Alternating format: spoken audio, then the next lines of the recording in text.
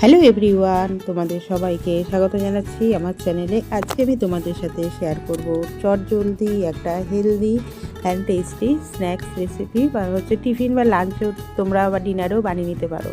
তার জন্য দেখো, আমি এখানে মটর ডালগুলোকে ভিজিয়ে রেখেছিলাম। মটর ডালটাকে মিক্সিতে একটা কিছুটা আদা, ছোটো এক টুকরো আদার কাঁচা লঙ্কা দিয়ে বেটে নিয়েছি। তার সাথে এবার দিয়ে দিলাম কালো জিরে, হলুদ, আর তার সাথে দিয়ে দিলাম পরিমাণ মতন লবণ দিয়ে এটাকে মিশিয়ে একটা সাইডে রেখে দেবো। খুবই সহজ। আর যখন রুটি, সবজি, ভাত কোনো কিছু খেতে না ইচ্ছা করে, তখন চটপট এই হেলদি স্ন্যাক্স রেসিপিটা আমি বাড়িতে বানিয়ে নিই। তো সেটাই তোমাদের সাথে শেয়ার করলাম। এবার দেখো, আমি এখানে নিয়েছি ধনেপাতা। আমি ধনেপাতাগুলোকে কুচি কুচি করে কেটে নিচ্ছি। আমি এর মধ্যে বেশি সবজি দিইনি। তোমরা চাইলে আরও হেলদি করতে চাইলে এর মধ্যে একটু গাজর, ক্যাপসিকাম এগুলো দিয়েও করতে পারো। এবার দেখো, এর মধ্যে দিয়ে দিলাম লঙ্কা কুচি। লঙ্কাটা আমি কাঁচা লঙ্কা আর আদা, একটা কাঁচা লঙ্কার এক টুকরো আদা দিয়ে ডালটাকে বেটে নিয়েছিলাম। এবার একটু কাঁচা লঙ্কা, ঝালটা তোমরা যেরকম পছন্দ করো ওরকমই দেবে। এবার এর মধ্যে দেখো দিয়ে দিচ্ছে একটা সিদ্ধ করে রাখা গ্রেট করা আলুটাকে ভালো করে গ্রেট করে দিচ্ছি। হাতের সাহায্যে ম্যাশ করে দিতে পারো, কিন্তু খেয়াল রাখবে যেন আলুতে কোনো বড় দলা না থেকে যায়, মানে চাক না থেকে যায়। তো এইভাবে গ্রেটারের সাহায্যে আলুটাকে দিয়ে ভালো করে গ্রেট করে নেব। খুবই সিম্পল কিন্তু খুবই একটা টেস্টি রেসিপি। তোমরা অবশ্যই বাড়িতে ট্রাই করো, আর ট্রাই করে জানিও কেমন লাগলো তোমাদের আমার এই রেসিপিটা। দেখো, তোমাদের সাথে কথা বলতে বলতে আমার আলুটা ভালো করে গ্রেট করা হয়ে গেছে। বয়েল করা আলু।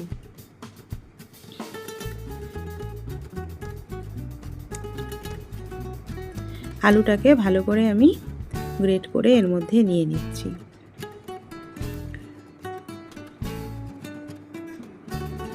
এত টেস্টি, মানে বাইরেটা হয় ক্রিস্পি, ভিতরটা একদম নরম তুলতুলে, যে ছোট থেকে বড় সবারই পছন্দ হবে।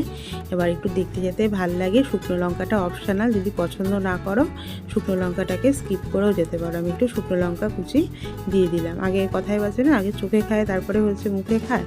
তোমরা কি এই কথাটা জানি না জানতে নাকি? তো আমার মা সবসময় এই কথাটা বলে, যে এটাও ঠিক, যে যেই জিনিসটা আমাদের চোখে ভাল লাগে সেই জিনিসটাই আমরা তারপরে সেটাকে দেখলেই খেতে ইচ্ছা করে। তো এবার আরেকটু ধনেপাতা কুচি আমি এর মধ্যে অ্যাড করে দিচ্ছি।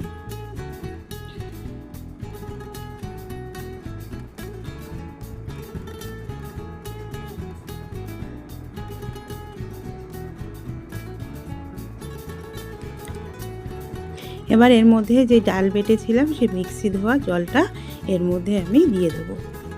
দিয়ে এটাকে ভালো করে আবার মিশিয়ে নেব।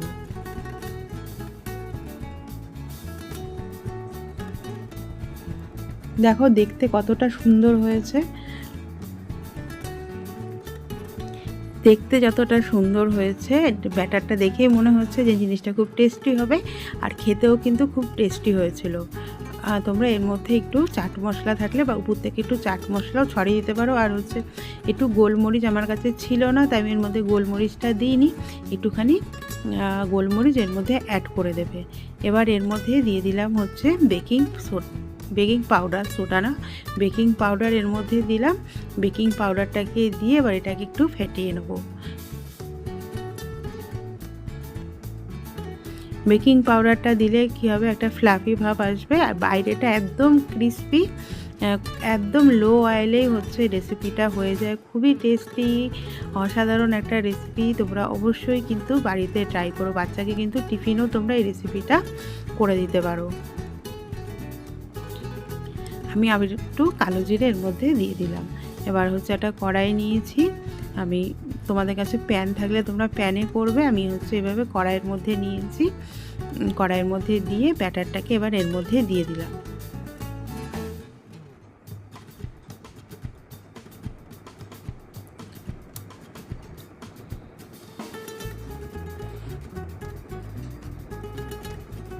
খুব একেবারে পাতলাও করব না, আবার খুব একেবারে মোটাও করব না। মিডিয়াম সাইজের একটা তৈরি করে নেব। দেখো, কড়াইটাকে একদম পুরো ভালো করে হিট করে নেবে, তাহলে কড়াই থেকে খুবই সহজে ছেড়ে দেবে। তেল আমি একদম বলতে না দেওয়ার মতনই দিয়েছি।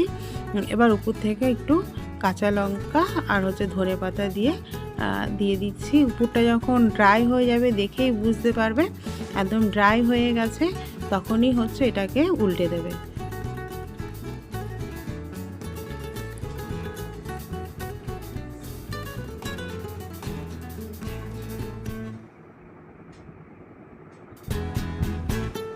কতটা সহজে কড়াই থেকে ছেড়ে এসছে রেসিপিটা। তো এইভাবে হচ্ছে তোমরা সবকটাকে তৈরি করে নেবে, যেটা হচ্ছে সকালের ব্রেকফাস্ট বা রাতের ডিনার বা দুপুরেও তোমরা হচ্ছে যারা ভাত খেতে চাও না, ভাত রুটি, তারাও এইভাবে চটপট করে বানিয়ে নিতে পারো। দেখো আমি এটা তুলে নিয়েছি, এবার হচ্ছে আরও একটা ভেজে তোমাদের সাথে আমি শেয়ার করছি।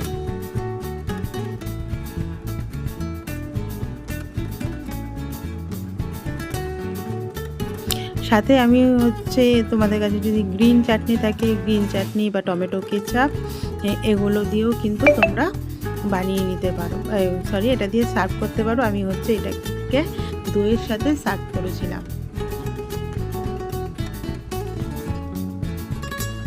উপর থেকে একটু কালো জিরে দিয়ে দিচ্ছি যাতে একটু দেখতে ভাল লাগে। তোমরা চাইলে উপর থেকে একটু তিলও দিয়ে দিতে পারো।